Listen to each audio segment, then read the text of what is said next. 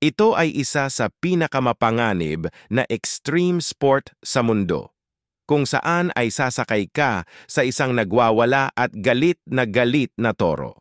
Ang extreme bull riding ay isang matinding sport kung saan ang rider ay sumasakay sa isang malakas at wild na toro. Ang layunin ng rider ay manatili sa toro nang hindi bababa sa 8 segundo habang ito'y umaatake at gumagalaw ng mabilis.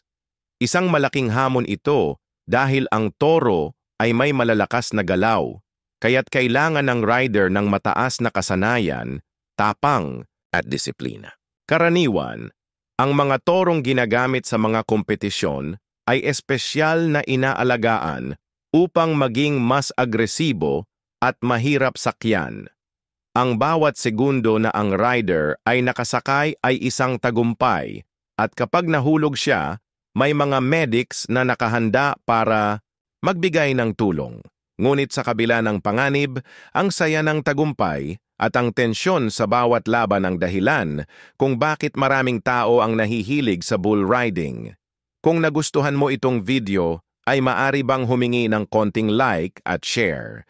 Maraming salamat!